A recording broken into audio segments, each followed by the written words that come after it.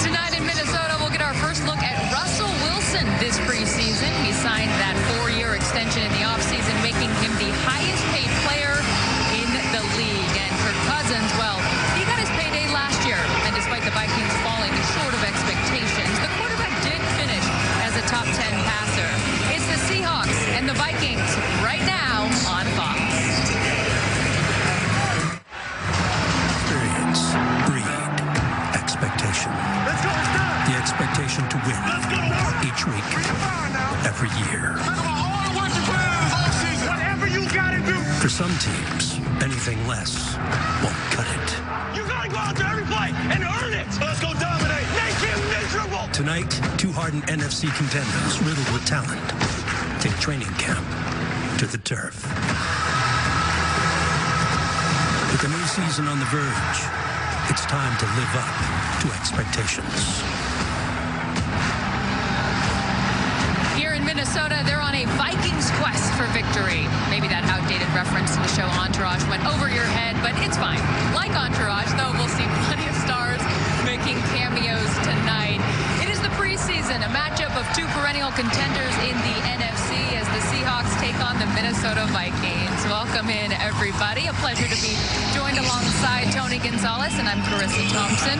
As we dim the lights here and get ready for action, Tony and I were talking about our summers, and I was like, look, I had a pretty good summer. Did I become a surf instructor in Bali? Yes, I did. And then Tony's like, well, I'm now a Hall of Famer. Yeah, how do you like me now? You had me beat. But in all seriousness, we're so proud of you, Tony, that you got inducted in the Pro Football Hall of Fame. You're just the ninth tight end to enter the Hall, and the only one to get inducted in his first year of eligibility. That gold jacket is very good on you, my friend. Oh, thank you so much. I tell you what, looking back at all the shots brings back memories.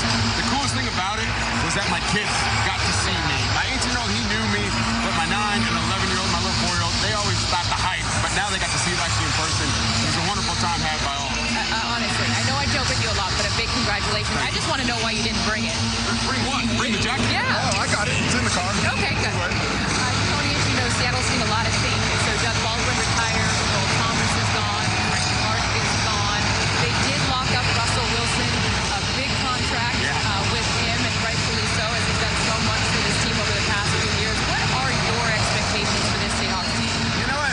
Expectations last year, they somehow made the playoffs, but going into the season, you lose all those players, it's hard to win football games. There's no doubt about it, but guys have to step up. And Tyler Lockett right here, he was a number 2 receiver for the majority of his career. But now Doug Baldwin's gone. He's going to slide over to that number 1 spot. He's got to step up and do some big things. And now on the other side, Minnesota Vikings, expectations have to be huge. This is a Super Bowl caliber team. You look at the roster, Kirk Cousins, they got the great receivers, they got good tight ends, littered on defense with Pro Bowlers. If you're a Minnesota Vikings fan, you better be thinking Super Bowl, not just getting back to the playoffs, which they didn't make last year. Well, our expectations are always high, and rightfully so. The guys in the booth, they will have the call on tonight's game. It's Kevin Burkhardt and Charles Davis. Hello, gentlemen. Chris and Tony, thanks very much. And it's just great to have football back, right? Year number 26 on Fox. Charles, great to be back with you. And let's talk about these Seattle Seahawks first. You know, I think last year most thought that this was going to be a rebuilding year for Seattle. All they did was win 10 games and get to the playoffs. And it was an old formula of success with Pete Carroll, right, Charles? They got back to who they really are. And they did it by rebuilding the offensive line and getting bigger and stouter across the front to knock people back.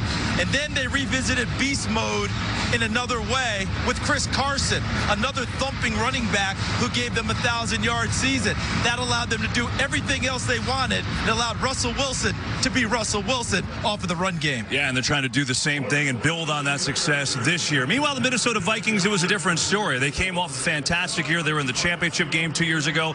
They went out and spent big money on Kirk Cousins, but it fell apart. They went 8-7-1. They missed the playoffs, and now they kind of want a formula. They want to follow the Seattle formula a little bit. They certainly do, because a couple of years ago, they ran the ball with great success all the way to the NFC Championship game. And Mike Zimmer is a defensive coach first, so his oath is not Hippocratic, but it's Zim's oath.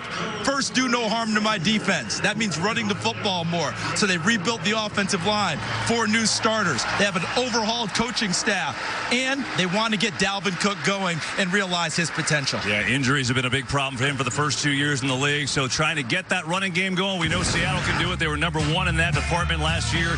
We are ready for some football. You can feel it. The start of the regular season is soon. We've got preseason tonight in Minnesota. It's the Seahawks and the Vikings on Fox. Next.